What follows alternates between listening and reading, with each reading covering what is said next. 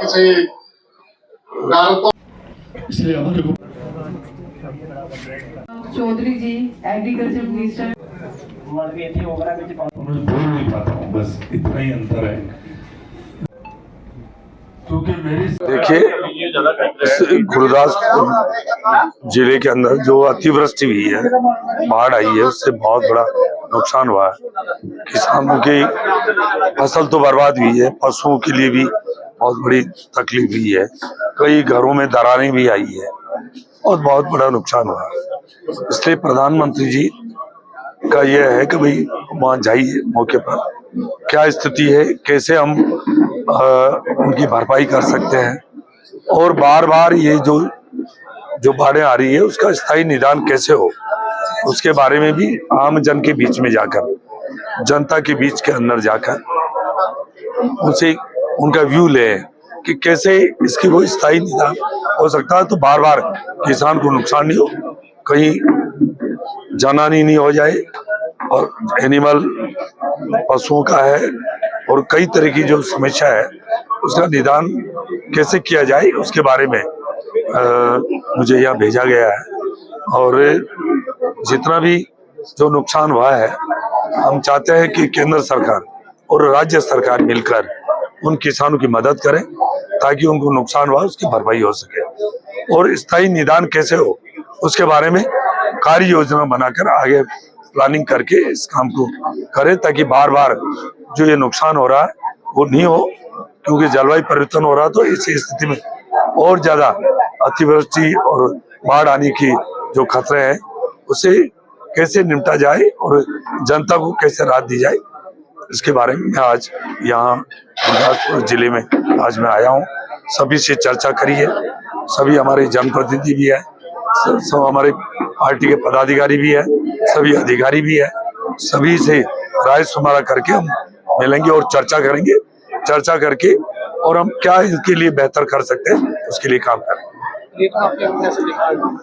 देखिए ये विषय भी आया कि अवैध खनन कार्य हो रहा है और रेती का, ये एक बहुत बड़ा ज्वलंत समस्या है, क्योंकि जब वो रेती उठाते हैं तो नदी का बहाव, उसका रूप चेंज हो जाता है और वो फिर जब बारिश आती है तो तेज बहाव की वजह से और ज्यादा नुकसान होने का ज्यादा कारण ही यही है।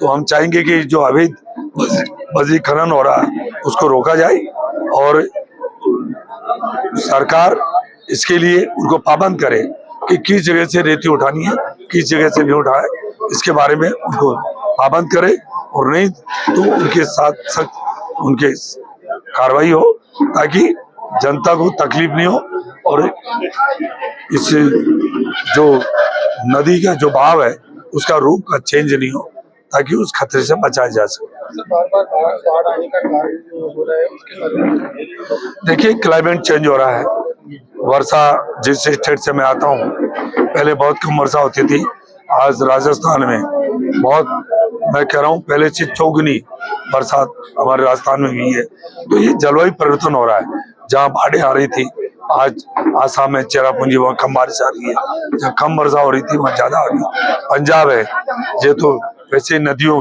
का ये सूबा है और यहाँ जब हिमाचल से उधर से जब पानी आता है तो बाढ़ आने के ज्यादा खतरे हैं। इसलिए इस खतरे को कैसे हमेशा के लिए इसका उपाय कैसे की जाए इसके बारे में सोचेंगे और केंद्र सरकार इसके लिए गंभीर है। हम चाहेंगे केंद्र सरकार राज्य सरकार मिलकर इस काम को करें। पंजाब सरकार कह रही है कि हमारे जो केंद्र ने फंड रोके रखे हुए हैं वो पूरे दे नहीं पा रहे, फंड नहीं दे पा रही पंजाब सरकार। देखिए पहले यहाँ 12,000 करोड़ रुपए दिए और हम देने के लिए तैयार हैं। राज्य सरकार खर्च करे तो एक सिस्टम है, खर्च करे अपने हिसाब से और देने के लिए तैयार है। हम कभी पंजाब इस देश का हृदय है और पंजाब के बारे में कभी केंद्र सरकार सोचल व्यवहार नहीं करेगी। अभी उनको काम करना चाहिए, जो फंड पहले दिया उसको तो खर्च करे, हम और देने के लिए तैयार हैं। ਸਾਡੇ ਪਿੰਡ ਉਗਰੇ ਵਿੱਚ ਬਹੁਤ ਜ਼ਿਆਦਾ ਨੁਕਸਾਨ ਹੋਇਆ, ਘਰਾਂ ਦੇ ਵੀ ਨੁਕਸਾਨ ਹੋ ਗਿਆ, ਫਸਲਾਂ ਦੇ ਨੁਕਸਾਨ ਹੋ ਗਿਆ। ਕਿਰਪਾ ਕਰਕੇ ਮਦਦ ਕੀਤੀ ਜਾਵੇ ਤੇ ਕੋਈ ਵੀ ਗਰੀਬ ਮਰਦ ਜੋ ਵੀ ਆ ਸਾਰਿਆਂ ਦੀ ਮਦਦ ਕੀਤੀ ਜਾਵੇ ਤੇ ਵਾਹਿਗੁਰੂ ਜੀ ਕਾ ਖਾਲਸਾ। ਹਾਂ, ਮੰਤਰੀ ਆਏ ਸੀ, ਹਾਂ, ਉਹ ਸਾਨੂੰ ਬਹੁਤ ਜ਼ਿਆਦਾ ਹੌਸਲਾ ਦੇ ਕੇ ਗਏ ਨੇ ਵੀ ਅਸੀਂ ਸਭ ਕੁਝ ਹੱਲ ਕਰਾਂਗੇ। ਵਾਹਿਗੁਰੂ ਜੀ ਕਾ ਖਾਲਸਾ, ਵਾਹਿਗੁਰੂ ਜੀ ਕੀ ਇਹ ਕੀ ਮੰਗ ਹੈ?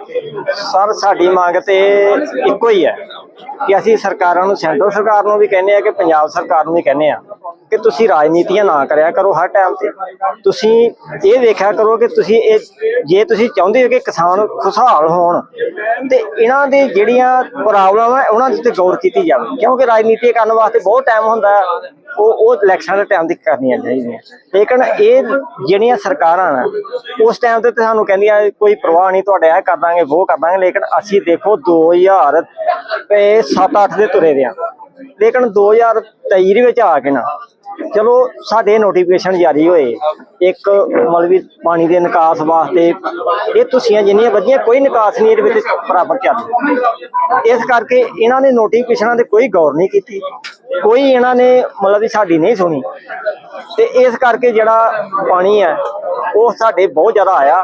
ਤੇ ਅਸੀਂ ਬੇਨਤੀ ਕਰਨੇ ਆ, ਸੈਂਟਰ ਸਰਕਾਰ ਨੂੰ ਵੀ ਬੇਨਤੀ ਕਰਨੇ ਆ ਤੇ ਆਪਣੇ ਪੰਜਾਬ ਸਰਕਾਰ ਨੂੰ ਵੀ ਕਰਨੇ ਆ ਤੇ ਇਹਨਾਂ ਤੇ ਗੌਰ ਕਰੋ। ਗੌਰ ਕਰਕੇ ਤੇ ਸਾਡੇ ਮੁਆਵਜ਼ੇ ਬੇਸ਼ੱਕ ਨਾ ਦਿਓ, ਕਿਉਂਕਿ ਅਸੀਂ ਮਰਨਾ ਜਾਣਦੇ ਆ, ਅਸੀਂ ਆਪਣੇ ਪੈਰਾਂ ਤੇ ਖੜੇ ਹੋਣਾ ਜਾਣਦੇ ਆ।